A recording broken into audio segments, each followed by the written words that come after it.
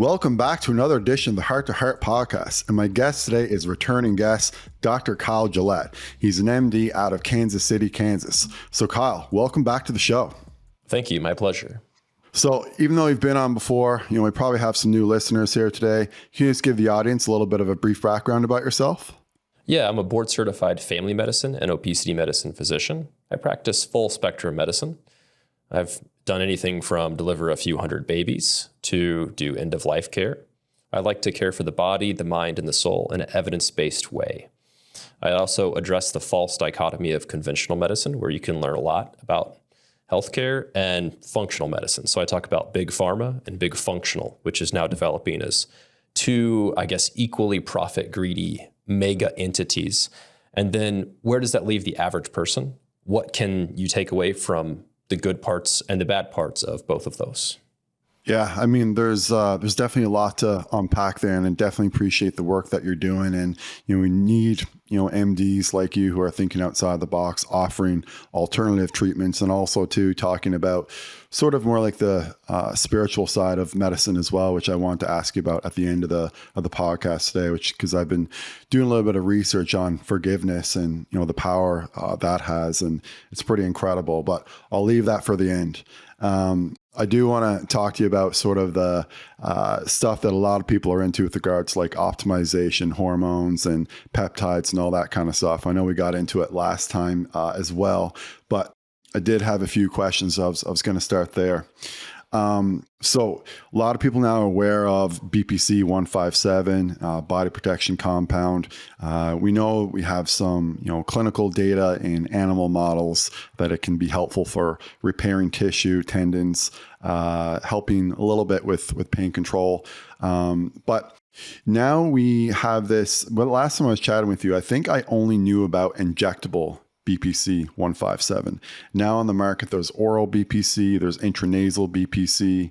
I don't know if they were on the market last time we were chatting. They probably were. I just didn't know about it.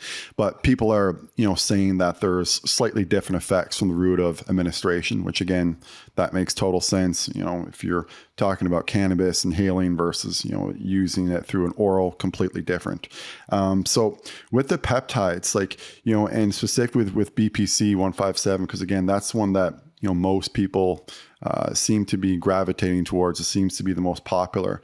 So could you speak to the differences maybe between the effects on different routes of administration of that particular peptide? Yeah, so like any other medication, a BPC 157 has a effect that is stronger on the gut if it is absorbed through the gut. So that's why in general, if you don't have an indication why you're taking it for gut health, for example, Crohn's or ulcerative colitis, and it is not on label, and it is also not currently FDA approved. But in a lot of cases, it is getting close to standard of care because it is used so often for people with inflammatory bowel disease, that those are things like Crohn's and ulcerative colitis, that it is a reasonable indication for taking BPC 157 capsules, which I have prescribed infrequently, partly because I don't have that many patients with IBD. I do have a lot, but it is an alternative that you can take to prevent a flare from coming up when a flare is likely to be starting, if that makes sense. And if that decreases the amount of prednisone, which is basically a medication form of cortisol, then that can be very helpful. However, for most tendon injury, ligament injury, the injectable is still preferred, but there's a little bit of whack-a-mole or disguises when it comes to prescribing the injectable, just because I think it's in this process. I'm not an insider, but it seems like it's in the process of becoming eventually a brand name medication, because people are aware that it does work, and we're trying to elucidate out the side effects other than it's the opposite of Avastin. Yeah, I kind of compare it a little bit to psychedelics in some ways. Like there's a lot of people listening to this who have probably opted not to use an antidepressant or some kind of pharmaceutical medication for mental health that's commonly prescribed, and instead have opted for microdosing psilocybin or some of these other psychedelics. And we know that those are certainly heavily being studied now, and we hope anyway that those are going to be offered to patients in the future. future. And I kind of see a little bit of, parallels, I think, between peptides and psychedelics in that regard. Definitely. Yeah. Yeah. If you had told people 10, 15 years ago about what we would be doing currently with ketamine, even prescribed brand name, it would be very encouraging. Yeah, absolutely. And just to go back to the oral BPC, so it makes total sense. If you take it orally, goes through your gut, it's going to have more effect on your gut health. What about the effect on the brain? I know that some people, and now some people say there's not too much of an effect. Some people say there is an antidepressant effect, not so much. But would there be any difference in your cognition or your mood, or just change in any of your physiological mental state with regards to injectable versus oral? Would you probably still see kind of like the same benefits or lack thereof benefits with those two different modes? I don't think we know the answer to this question, but I could make a case either way that there's a benefit. Perhaps the oral version helps the gut barrier, less leaky gut, and you've heard leaky gut, leaky brain. Right. I could see that case being made, and I could certainly see the case being made for injectable BPC being stronger as well. Interesting. Okay. And then what about the intranasal? Where would that fall? Would that be somewhere in between, or would it be more into the injectable side because it's not going through the digestive tract? Or yeah, that would be more similar to injectable, I'd think. Things that are absorbed in the nasal mucosa, for example, intranasal B12, which is in synapsin, or another example is intranasal testosterone called Natesto. Tends to have a stronger effect on the central nervous system. So I would think that's the case for BPC 157. I don't think it would be as good for healing certain things. The nasal mucosa is a pretty vascular area. So you would want to make sure that if you have a predisposition for hemangiomas, little red bumps that almost look like blood vessels in the area, that those aren't going to overgrow. Or if you have increased vascularities inside the nose. Some people with chronic nosebleeds actually have to have a little silver nitrate put up there to chemically cauterize that. Then those would be the contraindications. Okay. Excellent. Well, appreciate you clearing up all the questions I had in BPC 157, because I know, again, that there's a lot of people interested in that compound. And again, neither one of us are telling anyone to buy peptides off the internet. Please do not do that. If you are going to use peptides, go to a credible doctor like Kyle Gillette, who knows about peptides and has used them before. That being said, one more question about peptides. Again, we touched on this last time, but I didn't know anything about these last time at all. And again, I'm still learning a little bit because, as you know, there's so much to learn in medicine, and I'm a family doc too. So, not only do I need to learn about peptides, but I got to make sure I know about UTIs, warts, and all the other, wonderful things that we see as well. Yep. But on the peptides, so the new ones that I've seen that people are using more for cognition than, say, healing seem to be C-Max, Selank, and I think there's a new one called Atomax. And so I don't know if these are peptides that you're too familiar with, and if you could maybe just brief us a little bit on each one of those, if you could. Yes, perfect transition. I mentioned synapsin earlier, which is also kind of in that same group of what I call Eastern European peptides. Okay. If you want to be really not as politically correct, you can even call them Russian peptides. Yeah, that's what you called them last time. Yeah, I've started calling them Eastern European peptides. Okay. But anyway, I've prescribed and used these peptides for quite some time, and they do seem to work quite well for various things, various mood disorders, but I like them particularly well for traumatic brain injury, or even people with a little bit of CTE, which is chronic traumatic encephalopathy, repeated concussions or brain injury, and then also people with concussive brain injury from exploding devices, things like that, people in the military, which is a lot of what they're used for. However, very recently, the several very high quality compounding pharmacies that I like prescribing these have all stopped making them. They were on one of the recent list of cuts.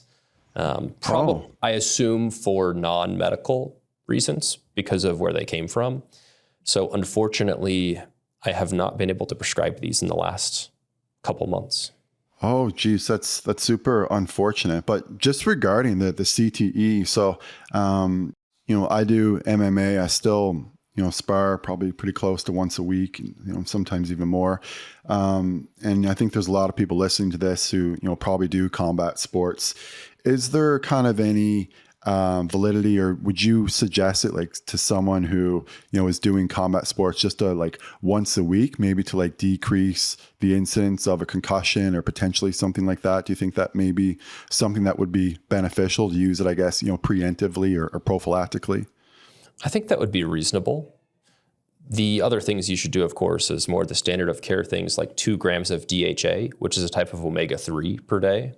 And then if you do get injured, your return to play protocols. And then if you're older, especially if you have microvascular ischemic disease, consider things like a low dose of tadalafil and even hyperbaric oxygen with pre-treated with ketones, ketone esters specifically.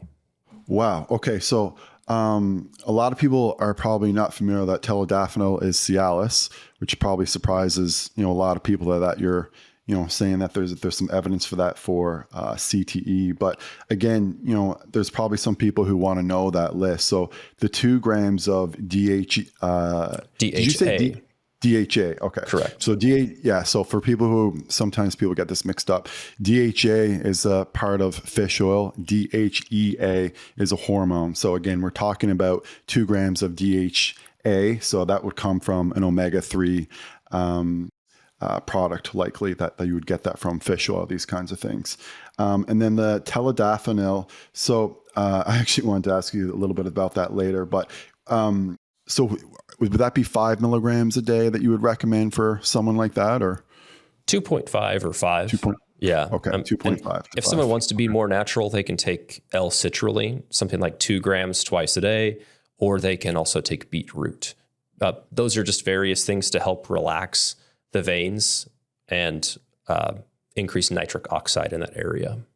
Okay, excellent. Yeah, it's actually, it's funny we're talking about this too, because I posted yesterday, I had Dr. Ashley Winter, she's a urologist in the States. And, we did talk about potentially adding citrulline or arginine if, say, your Cialis or Viagra isn't working. And there is actually some legitimate evidence for that. So again, the arginine and the citrulline are precursors for nitrous oxide, and that's what's going to cause the vasodilation. And then your Cialis and your Viagra, they're basically going to inhibit the enzyme that decreases the nitrous oxide production. So you have more nitrous oxide production and then less breakdown of the nitrous oxide when you use those things together. But again, I saw that. That's a good analogy. I tell people to think about a garden hose that's a slow leak. PDE5 is the enzyme that causes the holes in the watering hose to get bigger, so it'll leak faster.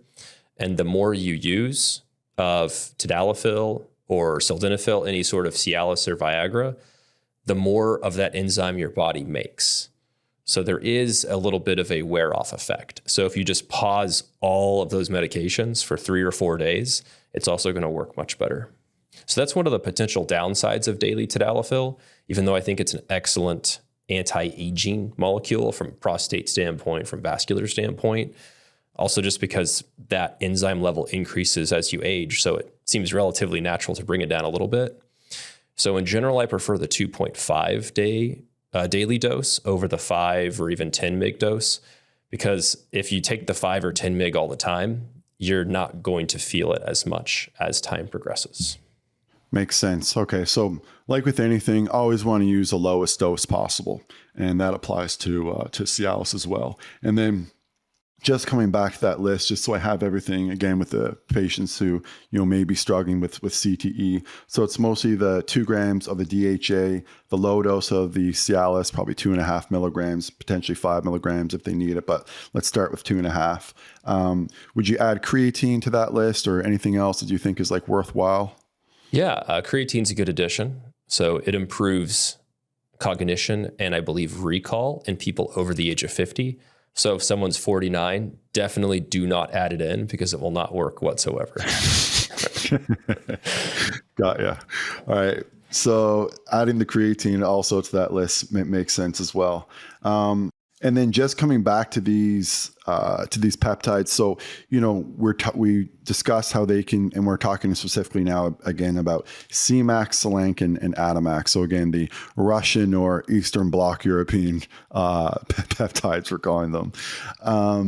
So they can be effective for potentially CTE. What other things can they be effective for? Like, do you think that some people could use these like in place of potential, say, anxiety medications or, antidepressive medications, or maybe even, cognitive medications like, Donepezil or memantidine, these kinds of things. Donepezil's Aricept for people who are unaware. Yeah, I've had patients use them for all of those reasons. Some patients use it just for a short period of time. For example, as they're in not acute, but subacute withdrawal, 1 to 2 weeks after stopping their SSRI or even further from that, so that they may be tempted to go back on medication otherwise, and they use that to stay off. And I also have patients that have used it for cognition as age increases. One of them, I guess the fourth one, the synapsin, has the B12 in it. Selenk, synapsin, Adipex, none of those have B12 that I know of. Maybe they're compounded with it from time to time. But there's also a prescription B12 called Nascobal. B12 is just cobalamin or cyanocobalamin, adenocobalamin. So there's a lot of options of what people can use from an intranasal standpoint to improve cognition as they age. I would actually argue that intranasal testosterone is another one of them. Interesting. Okay. So that was kind of where I was going to go next, actually, was the testosterone, because I know we kind of went hard on the peptides last time. So with testosterone, is there a particular age where you think that everyone should get tested, or is it more or less just like if you're symptomatic, go in and kind of get yourself checked out? Is that sort of your approach? Yeah. So at the end of the day, I believe that we're organic machines because we are organic machines. And an analogy I would use is, when should someone take their car in and see how it's burning their fuel?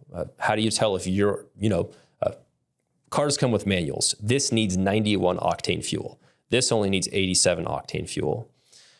And we don't come with manuals, and we're all uniquely different. That's just the way that we're made.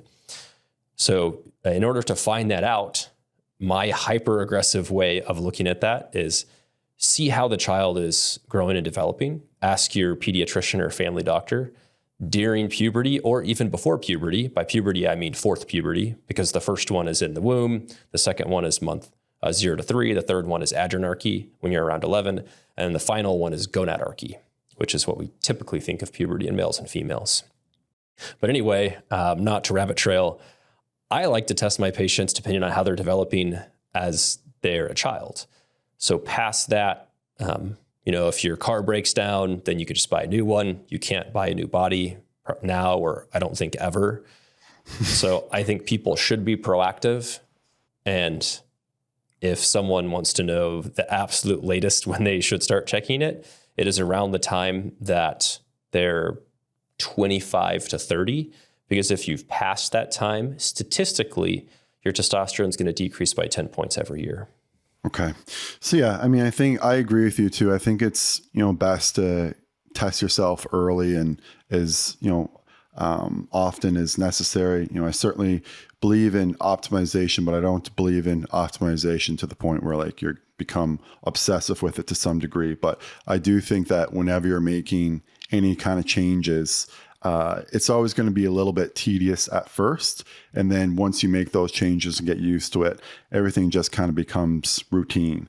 And so that's, kind of how I sort of look at that when people are sort of saying, I don't want to, be thinking about this, or like, I don't want to be obsessing my life. It's like, I get it. Like the first little bit may seem a little bit like that because you're introducing something new, but then, it becomes routine and it kind of goes away. With regards to testosterone, so, how many milligrams per day does the average male produce? And obviously this is going to change, depending upon the age of the individual. A 25-year-old is going to produce more testosterone than a 75-year-old. But on average, like how many milligrams of testosterone today are men producing? About 25 to 50 milligrams. And that's of testosterone. There's no ester weight. So if people are thinking, testosterone cypionate or enanthate or whatnot, only about 2/3 of that weight is testosterone. Okay. So we're producing about 25 to 50 milligrams a day. And then when people are prescribing this, generally it's injectable or topical, although like we just said, it can be intranasal as well through this Natesto. I'm actually pretty familiar with Natesto as well, so we can chat about that. But in terms of testosterone creams, we'll just start there. So say if you wanted to match that, are you going to be prescribing, say, a testosterone cream that's 50 milligrams, like testosterone 5%, testosterone 10%, 100 milligrams? What is sort of the average dose that you're looking into for someone who's getting it topically? Definitely not 50 milligrams once a week. That would just be sorry. I daily. meant daily Yeah. Sorry, but I said that. Yeah. Of note, the average male produces an average very healthy male with good testosterone levels, about 50 per week. So as you do topical, of course, it's not all absorbed. So a pretty common dose would be something like 100 mg per day, depending on the absorption rate of that individual. And depending on even things like where you apply it and what form it is. Androgel is a topical gel, which is brand name, and that's a more delayed release option. So it's absorbed over a much longer period of time, whereas creams are absorbed faster and then they kind of wash out. And when you say creams, you mean compounded pain creams, is that correct? Anything except androgel. Except androgel. Yeah, the compounded creams. There's a few varieties of them. But your typical compounded testosterone cream, regardless of what base it's in, is going to be absorbed over a short period of time and then decrease. So often those, if you want to have a slightly steadier level, you cut the dose in half and you do morning and evening, which a lot of males don't like to do. There's certainly been a movement to replicate the natural testosterone. And unless you're having someone sneak in while you're sleeping in the middle of the night and applying that to your skin, then you're not going to replicate the natural diurnal rhythm of testosterone. So I don't think that is a reason to do topical gel. One of the main reasons to do topical gel is if you're relatively less androgen sensitive, especially if you apply it to the scrotum. Let's say there's a male that didn't have complete puberty, they're 20 years old, doesn't happen often, but it does happen, and you're trying to fully catch up with the development of secondary sexual characteristics. Topical testosterone is amazing for that. Okay, interesting. So, and I definitely want to talk to you about the placement of topical testosterone, but just to getting back, and I kind of misspoke there. So I meant to, I think, say how many milligrams, a day a man produces. So it's more like, I guess, 3 to 8. Yeah. Okay. So 3 to 10, maybe. Okay. So say 3 to 8.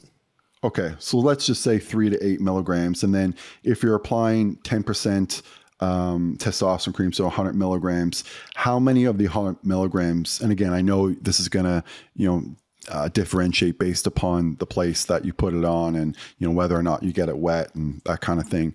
But how many milligrams roughly do people generally absorb out of that 100 milligrams that you'd be prescribing? Somewhere around 1 to 15 milligrams. Sometimes more. Okay. So a pretty big range overall in terms of how it can be absorbed. And then one thing too, I wanted to mention on the testosterone, and you actually taught me this.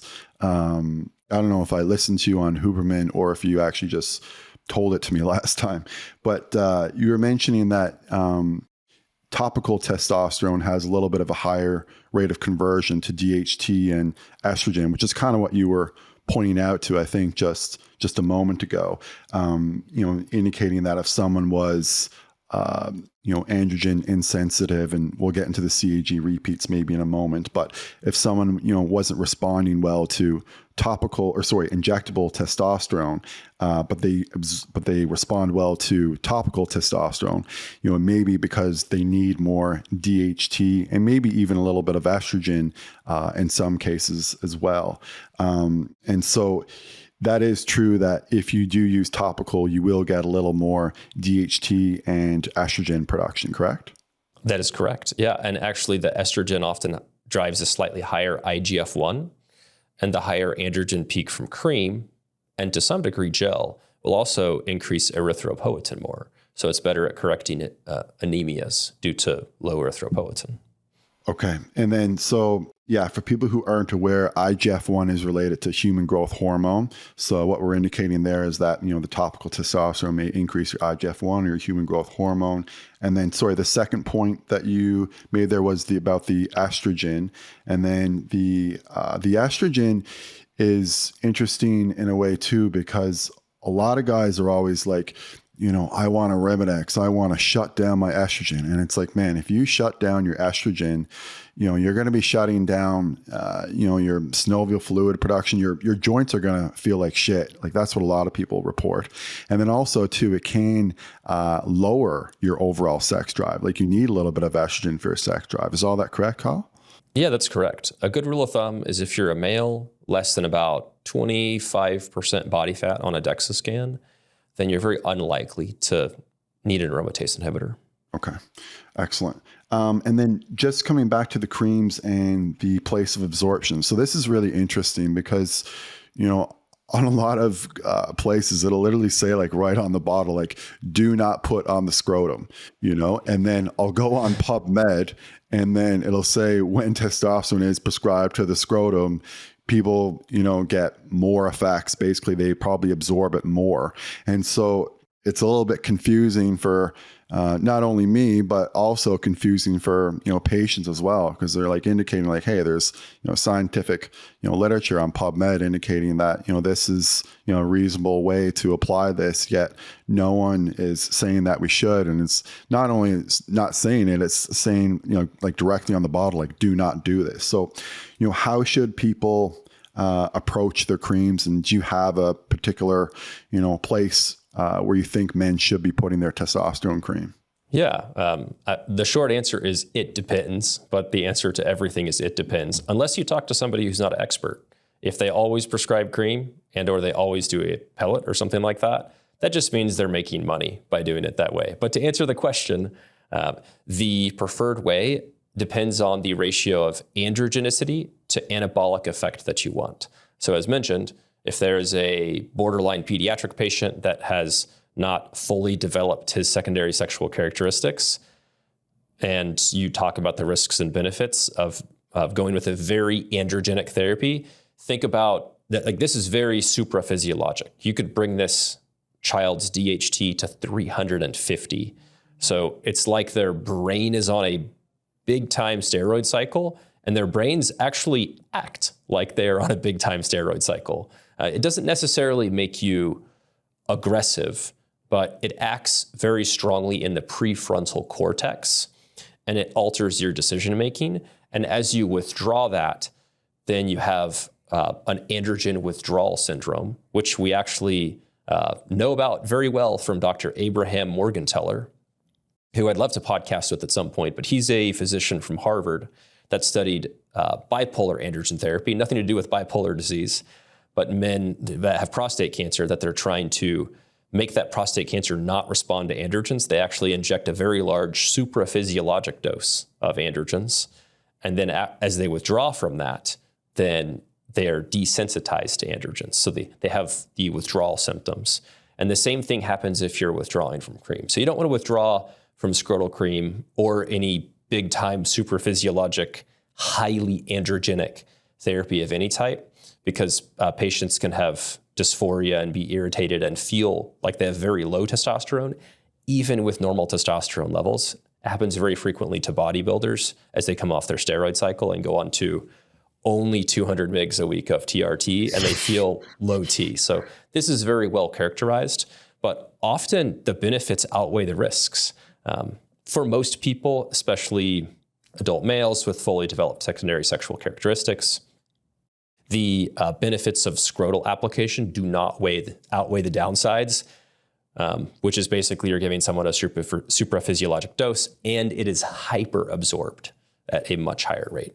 Okay. And then, I'll talk a little bit about cholesterol later, but in that case too, testosterone does have a relationship with, there's a very strong hormonal relationship with cholesterol. And so, that's why too, for example, women say below, the age of 50 or before menopause rarely get heart attacks because they have very high estrogen levels and then, it drops later. Whereas men don't have that. So you see a lot of men, in their 30s and 40s getting heart attacks. But with testosterone, if you are outside of the range, is there an issue with that potentially increasing cardiovascular risks or potentially cardiac hypertrophy? Is there basically, what are the cardiac risks if you do go outside if you go into a super physiological range? With androgens, we know a few different things. I know that my colleague James O'Hara and I podcasted on this. Yeah, I had him on my podcast. I'm definitely going to have him back on. He's awesome. He's super dope dude. Love him. I do as well. Yep, I do love him. He's a fantastic individual. But anyway, I know we've talked about many trials. Lots of people have been looking to the Traverse trial, which was the large trial from New England Journal of Medicine less than a year ago. And it looked at the various heart risks of topical testosterone, androgel. And this androgel was dosed in the low normal range for testosterone. And this was a very, very high risk patient population. So it's good that they dosed them in the low normal range. And they had no more heart attacks, no more strokes. Many of them were on high blood pressure medication, aspirin, and lipid meds. But they did have slightly more blood clots, AFib, and non-fatal cardiac arrhythmias. So there may be and we don't know how many of them were on anticoagulants. So we don't know if they were on Eliquis or this or that. We don't know a lot of things about their history. And we don't know if it hadn't been topical, maybe they would have had less blood clots from less. We know that topical testosterone increases DHT more, leads to thicker blood. So there is potential electrical cardiac risk. There's probably not a risk of heart attacks and strokes if you manage things like their blood pressure. And there is an association with slightly more blood clots if you don't address the other factors. I wish we knew how many of those people with blood clots had things like factor V or a prothrombin gene mutation. Yeah, I am always most worried about, the CBC or the hematocrit generally with patients on testosterone. Like that's the thing that kind of worries me, the most is if I see that go high, because if that happens, things unfortunately can happen quickly. So when I mean happen quickly, if you have, super high hematocrit, super high hemoglobin, you have thicker blood, it puts you at risk for a stroke again, fairly acutely. So it's something that you really want to make sure is in the normal range. And again, managing all these risks are generally, won't say it's easy, but if you just get regular blood work and all of your levels are in the normal range, then you're not putting yourself at risk. So, I mean, the, answer to how you can mitigate your risk is really just to get regular blood work and to make sure that everything is in the, appropriate range. And then also obviously go to a qualified doctor and take, reasonable doses. The 200 milligrams a week, I always thought was kind of, ridiculous. Even if you just split that up, it would be so much better. But it doesn't mimic, even that is too high, but it doesn't mimic, physiological testosterone whatsoever, and that's generally the way it's done in a lot of clinics, and some people unfortunately just don't have access to that great of care, and they end up with levels that are potentially way outside the range or way too low outside the range. So as long as you keep it within the range, that's where you'll minimize all of the risks and get maximal benefits. So I know we may have confused some people earlier with, the CAG repeats and this androgen insensitivity syndrome. So what we're kind of getting at here is a lot of people are aware that you can have, high total testosterone and then low free testosterone. And that can indicate that you're not, biologically getting the real benefits from testosterone, because the free testosterone is the one that's exerting the effects. But even if you have high total, high free testosterone, and then your androgen receptors are insensitive, then you can still not get the biological effects of testosterone. So I guess, my question to you is that when you have patients who have high testosterone, high total and free, is your next step to do a CAG repeat test? If there are hypogonadal symptoms or signs that cannot be explained otherwise, then often it is. Insurance doesn't cover the test, but it can be a relatively affordable test to order. It is logistically a pain to do so. So make sure that you're not getting, clinics like to upcharge things a lot, but it does take a lot of staff time. But often it is the next test. A hyper extreme example of AIS, or androgen insensitivity syndrome, would be an individual with high total and high free testosterone, X and Y chromosomes, and developed fully as a female their entire life. Okay. Well, I think, there's a lot of people who, on the extreme side, would obviously benefit greatly from that. But then also too, there's people that, are, in their 30s, 40s, 50s, and, may have that high total T, high free T, and may not still be getting the, effects of testosterone, who could benefit from that as well. So yeah, very, very viable test for a variety of different people. And talking about androgen sensitivity, and I think you mentioned that before about Alcar, especially injectable Alcar is probably the best for increasing that. So what would, and for people who know, Alcar is acetyl L-carnitine. And so that being said, what are the things that would increase or decrease androgen sensitivity? Yeah, so these various things increase your sensitivity to androgens by increasing the density of the receptors. The analogy I make is that the number of repeats you're born with, that's just the door that you're trying to open. If it's easy to open, you're sensitive, that's a wooden door, or it could be a heavy steel door, or anywhere in between, or it could be locked. That's extremely rare. The density of the receptors is the number of doors available for binding. And this can be changed, yes, with L-carnitine or acetyl L-carnitine injectable. It's going to be much more bioavailable, which basically means it's hard to absorb from the gut. But you can also change this potentially with tadalafil and with any androgen, including testosterone. So even if you just start on testosterone therapy, then that will increase the density and sensitivity to androgens. However, there is one study, I believe out of Texas Tech, or an institution in Texas. We do plan to have that PhD on our podcast, that showed that SARMs, selective androgen receptor modulators, these are often sold on peptide websites. They did a biopsy of someone who was just on SARMs, and that individual actually had a decrease in the number of available androgen receptors, which was unexpected. Wow. Okay. So a little bit to unpack there. So if you want to increase it, the best, or the supplement, I guess, that has the most evidence would be L-carnitine, but it's not, absorbed very well orally. So if you can get an injectable form, that would be best. Tadalafil or Cialis, again, we're talking about it again, but again, seems like it can have a very good effect on, the androgen, sensitivity by increasing it. And again, I don't know for sure. I'm just sort of thinking out loud a little bit, but if that does it, acutely, would that also be part of the reason why people may report more drive when they do take Cialis, in addition to the, say, nitric oxide effects? That's proposed. I don't think it's particularly well known, because it does increase nitric oxide throughout the entire body, not just in the genitals. Okay. And then, the density of the androgens and taking the SARMs. I mean, that's definitely something that is very, concerning. Was it like which SARM was it? Because I know I don't know too much about SARMs. I know there's one cardarine that's very popular. I think there's one MK4 something that's ibutramine. I think we talked about this before. That's popular. Which one was it that decreased the androgens? Do you know? Yeah, it was not either one of those.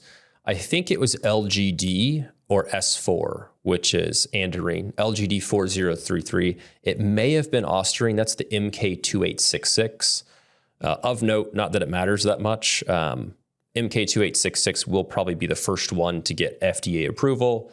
MK677, that one is ibutamorin, which is now called Lume 201. That'll probably be the second one to get FDA approval. And then, and it's a pseudosarm. It's not technically a SARM. It's a growth hormone releasing peptide, ghrelin agonist, technically. And not too much of this matters. We don't need to get into the details. Cardarine is GW501516 or GW5156. A couple names for it, but that is also a pseudosarm, not a true SARM. That increases PPAR delta, which basically ramps up your mitochondria. CrossFitters are known for liking to take that one, and triathletes as well. I know that there is a very famous good triathlete that blamed his taking of cardarine because he started injecting L-carnitine. He said it was the slippery slope to taking the other ones, which I, of course, don't buy. Yeah, I definitely don't buy that one either.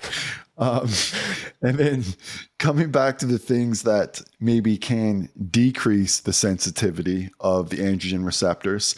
I know a lot of people take milk thistle, especially if they're bodybuilders, for liver protection. But I have seen that milk thistle can decrease the sensitivity of androgen receptors. Is that something that people should watch out for or be wary of?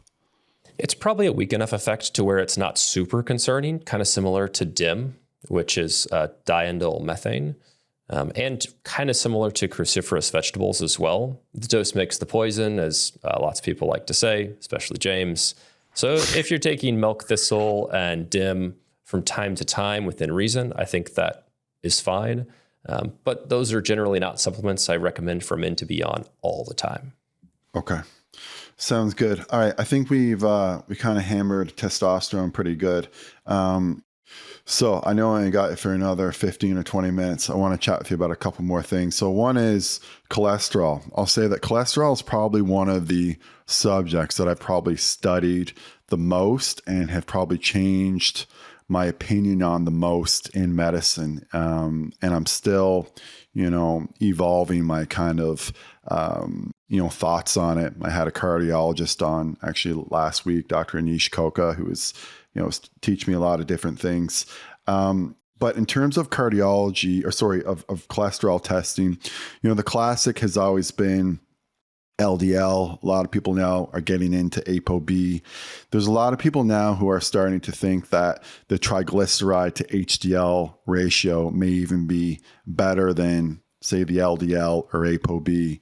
In your opinion, is there one test that stands out, or is it that, there's not one test that stands out? We need to factor in everything, and you want to lower your risk factors for everything. And just because you have, a great, triglyceride to HDL ratio doesn't mean that you can ignore, your LDL and ApoB. And so, with all that being said, what do you consider to be the best test, and what's sort of your overall approach to cholesterol testing? Yeah, the reason why we care about cholesterol, and I'm fine calling it cholesterol or LDL cholesterol, by the way, but as you and I both know, lots of individuals like to say, it's a lipoprotein, don't call it cholesterol. The reason why we care about lipoproteins or cholesterol is we don't want you to have a heart attack or a stroke or ischemic dementia, which is when you have plaque, or ED due to plaque. In fact, a high Lp(a) is an independent risk factor, strong risk factor for erectile dysfunction in later age, just because of plaque that blocks the blood flow leading to the penile artery. So I certainly don't want any of those things when I'm at advanced age. And you can even make an argument that if you don't have a heart attack and you don't have a stroke, but you get a little bit of ischemic cognitive impairment, at a much earlier age than you would otherwise get for your health span. And that is particularly insidious. So the best test is a CCTA, which is a CAT scan with dye, iodine dye, and it goes into your coronary. It looks for uncalcified plaque. Most people under the age of 65 or even 70, they're young enough to where they're not going to have a significant amount of calcified plaque. So you just skip the calcium score, you go straight to a CCTA, plus or minus a carotid ultrasound. Okay. Yeah, I think that's also, the best test and the way to do it, because again, like when we're looking at all these risk factors and all these markers that we're talking about, we're essentially, looking at them and predicting what your CCTA is going to look like, And so the ultimate test is, how much plaque is actually in your arteries, and, do you have it? Is it calcified? Is it non-calcified? And so, again, coming back to the tests that people should be, looking about in terms of markers, inflammatory markers on their blood tests. And again, putting aside that we know the CCTA is by far the best test, what blood markers should people be ordering, and what ones do you consider to be the most important when you're testing cholesterol? Yeah, for our cardiovascular panel, I think these are even posted on the website. James always reminds me to promote the website where you can just click a button and get labs. I could be wrong, but I think for only $20 US, you can get an ApoB, an Lp(a), a lipid panel otherwise. So triglycerides, I think, is much more important than HDL, a fasting insulin, and a CRP. So that is going to be way more helpful if you look at it as a complete picture. Okay. And then, I think you kind of said it earlier, but you are in the camp that even if, say, you have, a low Lp(a), a great triglyceride to HDL ratio, a low CRP, which we'll maybe talk about in a second, you have all these great, biomarkers that are low. If you then had also a high LDL and ApoB, you're from the camp that, let's just get every biomarker optimized. Not that we can just let the LDL and ApoB go, even though the other biomarkers are in line or are correct. Is that your approach? Generally so. Usually in that situation, if the patient is around age 40 or so, and sometimes 35, if ApoB is really high, then that's when you escalate and get the imaging studies, the carotid ultrasound, the CCTA. I'm good friends with Nick Norwitz, who I would consider as somewhat of a provocateur within the lipid industry, which I think is wonderful. He's been on the podcast. He's awesome. I love Nick. Yeah, yep. He's dope too. He's fantastic. And we have a lot of collaborations coming out in the future where we're basically joking about if your ApoB should matter or if you should be ashamed of it. And I don't think so, as long as there's not obvious ASCVD that has built up and your plaque score is not high.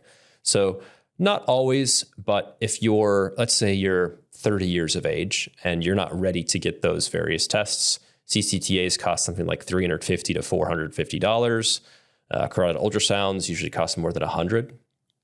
And you just want to be on the safe side and use a non-statin, non-PCSK9 therapy, for example, psyllium powder or psyllium fiber or ezetimibe, I do think it is reasonable if you discuss with your physician. Okay. And maybe we'll kind of move into the cholesterol lowering drugs. And when we mean cholesterol lowering drugs, we basically mean lowering LDL. And so, statins we know is the big one. I think I saw you, or maybe it was James himself, posted something, maybe it was a few months ago, indicating that James had come off of his statin. Is that correct? Yeah, I also came off of my statin. Okay, so why'd you guys do that? Yeah, partly because I had Achilles tendonitis, but also because my wife is 9 months pregnant with our third child. So statins lower sperm counts. But they're also associated with tendinopathy.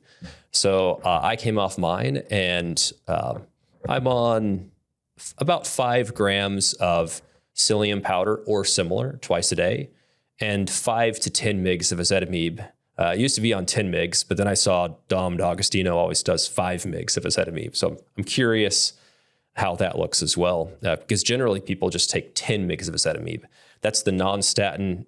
It inhibits the absorption of cholesterol, and you actually synthesize more cholesterol in your body because of it. So desmosterol levels often rise. It's very interesting. So that's what I've done. Interesting too. So a lot of people maybe are unaware or know who Dom D'Agostino is. He was kind of the first guy that really promoted keto and did a lot of research on keto. So it's kind of interesting that he's on board with taking Easytrol. And I guess he's on board then with, lowering your LDL to some degree, even though he's a keto advocate. I mean, is that your understanding of him? Or? Yeah. That's my understanding as well. So, I believe his ApoB has been halved since he started that protocol. Okay. And what are your thoughts on bempedoic acid? So for people who aren't aware, bempedoic acid, similar mechanisms of action to statin, HMG-CoA reductase inhibitor, but it only works in the liver as opposed to in the rest of the body like the statins do. They can act in the muscles and cause those myalgias or pain in the calves is what a lot of people get. So what do you think of bempedoic acid? Do you think that's a good alternative, or what are your thoughts on that? Probably not. I'm active enough to where I would be concerned if I was taking it. I haven't been on fluoroquinolones that I know of, but those are also associated with tendon rupture. And in their phase 3 clinical trial, I believe 0.3 or 0.4% of people who took bempedoic acid had Achilles tendon rupture, whereas 0 that were assigned the non-bempedoic acid randomly did not have that tendon rupture. And given that all other statins and actually also PCSK9 inhibitors, all lipid-lowering therapies except ezetimibe are associated with tendinopathy. But bempedoic acid might be even more associated with tendinopathy than statins. But the positive trade-off is you don't have the myalgias and arthralgias. Just because something is new and shiny and they have maybe a super nice drug rep that brings you your favorite lunch in your city doesn't necessarily mean that it's going to be better. Okay. Yeah, that definitely kind of scares me, especially someone who's, active. And I've kind of been, pretty lucky throughout my career not to have like too many like injuries. And so I that kind of scares me for sure. So really appreciate you bringing up that point. Just to ask you one more question that's related-ish to cholesterol, well, the cholesterol lipid panel, triglycerides. So, we always hear people like Dr. Peter Attia, Lane Norton. There's lots of people who are in this camp of like, let's get your LDL, as low as possible kind of thing. I haven't really heard people talk about that in the same way with triglycerides, meaning like I've never heard someone be like, I'm taking, fenofibrate, twice a day or something because, I want to get my triglycerides to like 0, or as low as possible. Do you think is the reasoning for that, or why you think that hasn't sort of like caught on? Is it just because there's no evidence to suggest that lowering triglycerides extremely low would prolong life? That's a great question. I think it's the same reason why lowering glucose as low as possible hasn't really been super popular either. Although I have heard popular physicians and influencers say that you should never be over 140 on a continuous glucose monitor, which I certainly don't agree with. If you go to 145, then that is not necessarily a sign of poor metabolic health. And also glucose tolerance tests have actually not as good of validity as you would think for people that are low carb or paleo dieters. They have much higher false positive rates. So probably a lot of the viewership is in that category. I know a lot of the people I know, for example, my wife, the lower your triglycerides go, in general, it means you're much more insulin sensitive. And often you see more hypoglycemic episodes when you do end up spiking your glucose and insulin. So say you're usually a low carb dieter, but you have a few pastries, or you do your glucose tolerance test during pregnancy and your glucose comes back at 42 and you pass out, which does happen. Then if your triglycerides were higher, you had a higher fat meal the night before, then that tends to happen less. Yeah, very good point. Like with, the fasting tests is that people have to do. I mean, the thing that is most affected by fasting by far is your triglycerides. So, when you do your testing, when you get your lipid panel done, make sure that you fast it, because, if you're comparing fasting to non-fasting, it's really like comparing apples to oranges. It's not going to help you out. There is one condition where you want as low triglycerides as possible, and that is PCOS.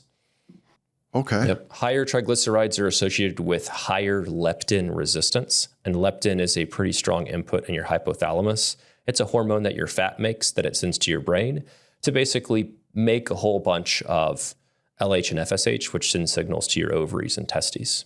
Wow. Okay. So if someone has PCOS and they have high triglycerides, then obviously, or it seems like that the best thing to do would be to use some kind of phenofibrate, or at least some kind of strategy to lower their triglycerides in. Is that correct? I usually prefer a mix of omega-3 ethyl esters and omega-3 triglycerides because the ethyl esters are a lot longer acting.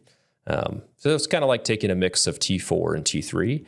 And then on top of that, of course, you add in your usual dietary changes and lower unhealthy fats in the diet.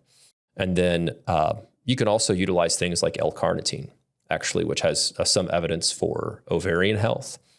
But past that, they should also ideally go into a low fructose diet. A few blueberries is not going to affect them too much, because that's also going to increase the leptin signaling. There's a lot of niche dietary things that most people don't need to worry about. Okay. But that's one of them. I was going to move on from cholesterol, but I got one more question here. I've been researching nattokinase like crazy, I feel like, the last little while. I know there was a review came out recently that kind of said, mixed results kind of thing, but there's one study that always points out to me, and maybe you know which one it is, but it was, I think it was 2002, something like that. Over 1,000 patients, they gave them 10,800 FU, it's a very strange unit, per day.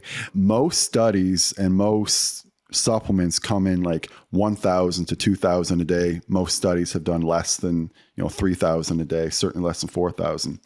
In this study where they gave 10,800, what they found is that after a year, people had 36% less plaque, and that was identified on the CCTA. So the test that Kyle and I were discussing earlier that measures not only your calcified but uncalcified plaque, so the very best test, showed that there was a 36% reduction, which to me is absolutely wild. Like, I'm not really even aware of any other studies that have shown this. So have you had many patients ask you about nattokinase, and have you suggested it for anyone?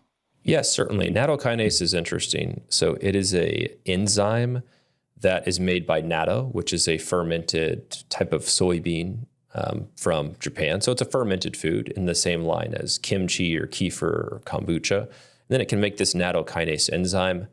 You have platelets, which are, big hunks of plug to stop where vascular disruption happens. So if you get a cut in your vein, the platelets go there, and then fibrin comes in. And fibrinolytic units, or FUs, is just what helps break those apart. For example, if someone has a stroke, then they take something that prevents the fibrin from activating. But I use this a lot in vascular conditions. For example, if someone has inflammation after an immunization or certain viral illnesses. And then I occasionally use it for patients that are more likely to have platelet and fibrin accumulation. For example, if they have a higher hemoglobin and hematocrit that is not quite under control, they're a slightly better candidate. If they are running slightly higher than normal levels of androgens, if they're more toward the high end of normal, then their thromboxane is more active, which makes their platelets more active, but not their fibrin.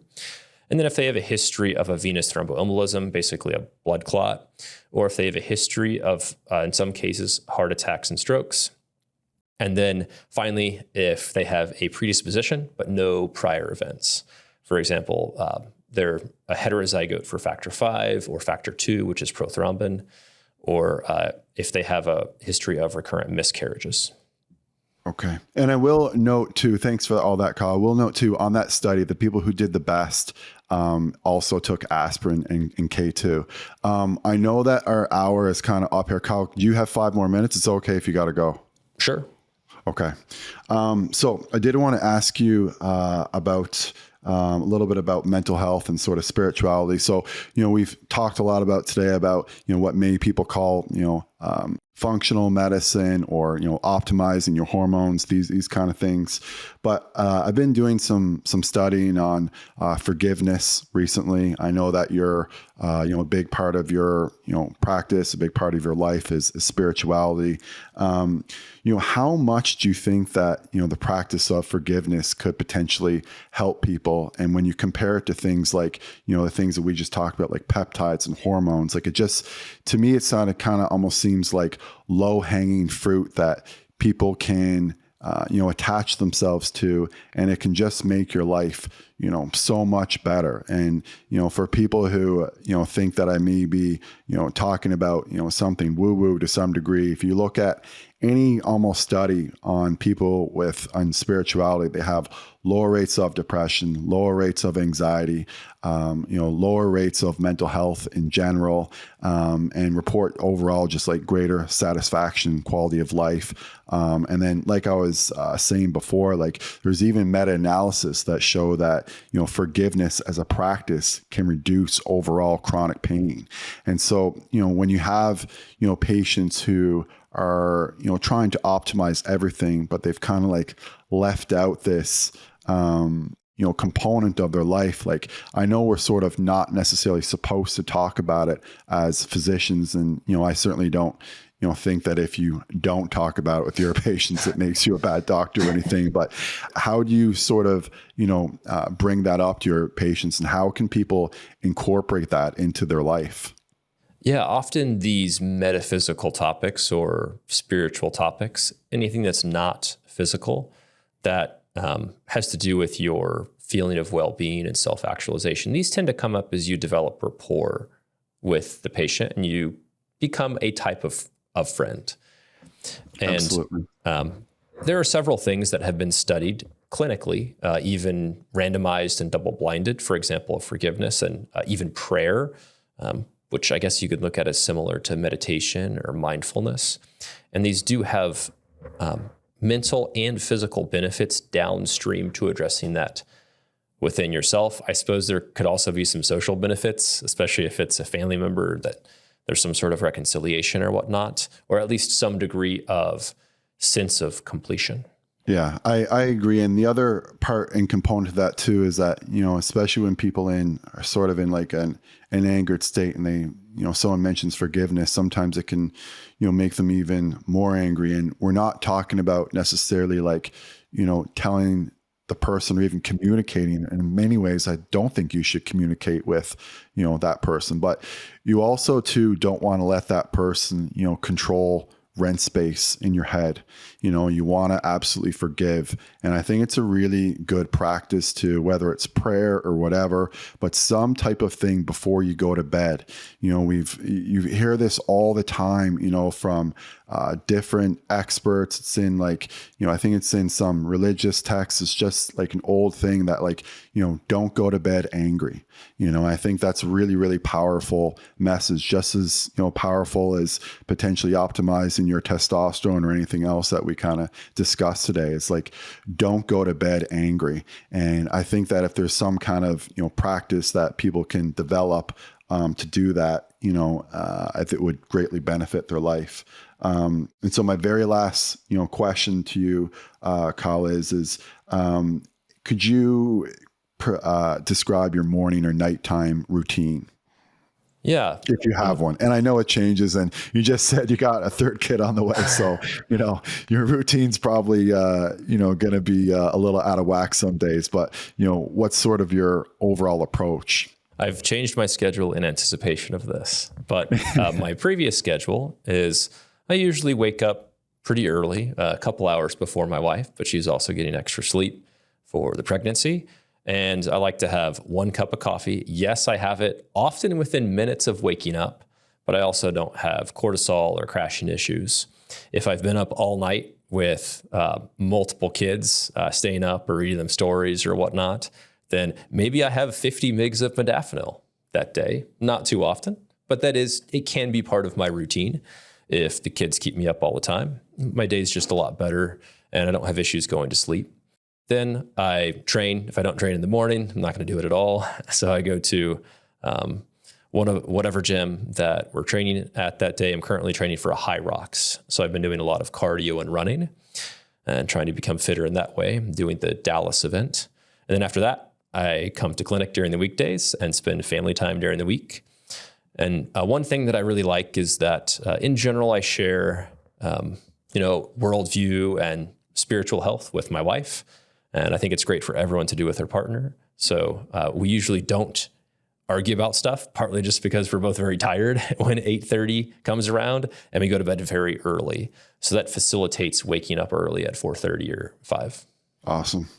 All right, Kyle. Well, you answered all the questions that I had there today, better than I could have even anticipated. So thank you so much for that. So just tell us a little bit more about Gillette Health, your clinic, what you and James are doing, and anything else that's going on. Yeah, we do have 2 clinic sites now in California and Kansas, but we do see telemedicine patients all throughout the United States. We have lots of big plans for the future, but one of the recent things that I've done is I now have a CME course. Thank you to Dr. Dom D'Agostino and his colleagues at the Metabolic Health Initiative. It's titled Hormones 101. So feel free to seek that out and get a very small amount of CME credit while you're at it, I suppose. But in the future, I do plan to expand the lab offerings, and we do publicly post our panels. Even if people don't order labs from us, they can see the recommended tests depending on their goals and their gender.